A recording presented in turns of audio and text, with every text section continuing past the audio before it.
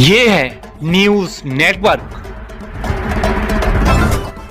आप देख रहे हैं भारत बंद न्यूज, एक भारत एक आवाज। झांसी इंडिया गठबंधन के प्रत्याशी प्रदीप जैन के समर्थन में झांसी पहुंचे राहुल गांधी और अखिलेश यादव।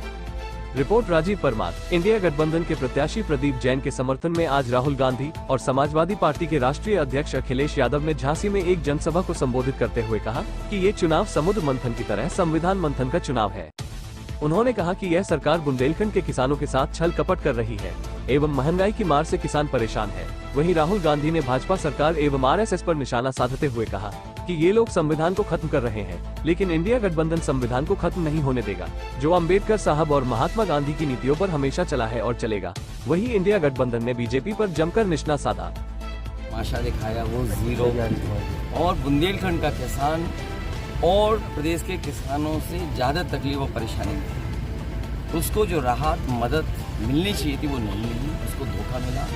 इनकी हर बात झूठी है, वादे झूठे हैं, महंगाई बढ़ी है, हर चीज़ की कीमत बढ़ गई है। इसलिए आज भारतीय जनता पार्टी के पास जवाब नहीं है और वो अपने ही नेगेटिव नैरेटिव में फंस गई है। अध्यक्ष जी, आप पहली पार्टी है जो अपने नेगेटिव नैरेटिव में उलझ गई है और फंस करके अब बाहर आने वाली नहीं है।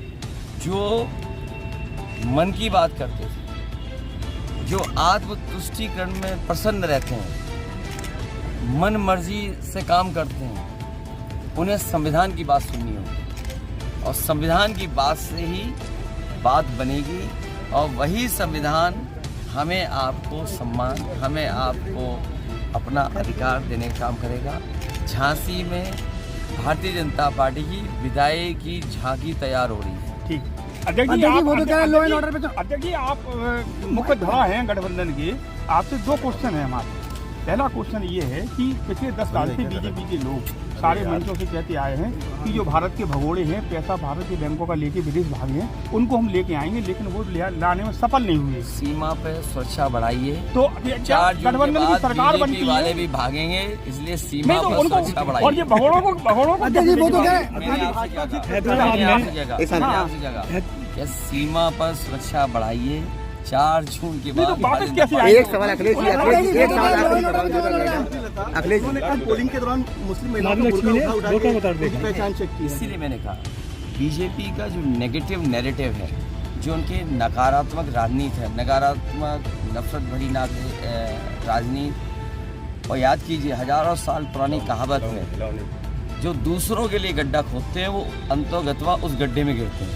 इसलिए इनकी बातें, इनकी कहानी कोई सुनना नहीं चाहता। बीजेपी का हर डायलॉग अब घिसा पिटा दिखाई दे रहा है। वो तो कह रहा है लॉ एंड ऑर्डर पे चुनाव लड़ेंगे। एक डायलॉग और है, वो तो कह रहा है लॉ एंड ऑर्डर पे चुनाव लड़ रहा है। उन्होंने लॉ ऑर्डर कर दिया, ऑर्डर अलग गिरा पड़ा। अध्यक्ष जी, एक और उनका डायलॉग है, बड़ा फेमस डायलॉग है। अभी मोदी जी बार बार हर मंचों से बोल रहे हैं कि अगर गठबंधन की सरकार बनती है तो ये मुस्लिमों के लिए आरक्षण की व्यवस्था कर देंगे। इसमें कितनी सच्चाई है? संविधान जिसको जितना आरक्षण देता है, संविधान के तहत जिसको हक और अधिकार मिलना चाहिए, अब बात बड़ी हो गई है। आबादी के हिसाब से जिसका जितना हक है वो मिलना चाहिए। और सच्चाई ये है कि जो आरक्षण पिछड़ों का, दलितों का, आदिवासियों का बीजेपी ने छीना है। पहले हमारे नौजवान सामान्य कैटेगरी के जनरल मेरिट में भी आ जाते थे, अब पिछड़े, दलित, आदिवासी बच्चे आ नहीं सकते। तो बताओ आरक्षण पिछड़ों का, दलितों का किसने छीना? अंतर्गत बीजेपी ने छीना। और जितनी भी चीज़ें निजीकरण हो जाएंगी, प्राइवेट हो जाएंगी, उसमें आरक्षण नहीं है। मान लीजिए टाटा में 10 लाख नौकरियां हैं, क्या आरक्षण लागू है उसमें? आपके और बड़ी बड़ी कंपनियां हैं, उसमें प्राइवेट नौकरियां हैं, मान लीजिए, और 2 नंबर 3 नंबर पे जो उद्योगपति हैं, क्या उसमें आरक्षण है?